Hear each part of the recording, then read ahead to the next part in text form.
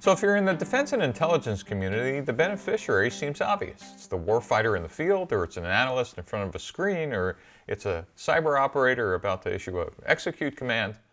But it turns out that in the DoD and intelligence community, it's a lot more complicated than that. There's almost always multiple layers and levels of beneficiaries and stakeholders and customers that you need to consider. So other beneficiaries might be the contracting officers, or the requirements writers, or the acquisition folks, or legal, or the people who read the analyst reports, or different levels in the chain of command. On day one, you're more than likely to start with the people you're most familiar with. But as you start talking to these people, you'll realize that they're connected to a much bigger ecosystem. During this process, you're going to have to discover who all they are, because you're also going to discover one other type of user that if you don't know about, your product is never going to be deployed, and that's what we call the saboteur.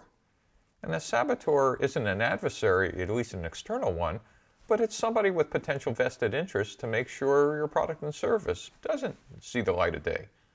Is it because it disrupts analysts' work that they've been doing on a continuous basis for the last 15 years? Is it a warfighter who has been traditionally using weapon X or Y, and now you're going to automate that process with robotics or something else?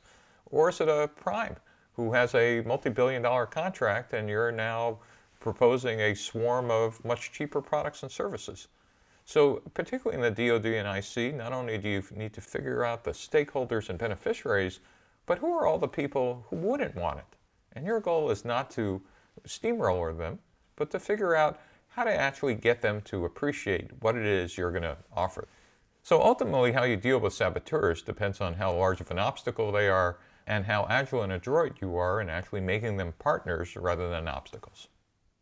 One of the things we're going to do a bit later is to actually build something called the value proposition canvas for each beneficiary and stakeholder, actually describing what's the pain and gain that each one of those stakeholders and beneficiaries you've discovered actually have.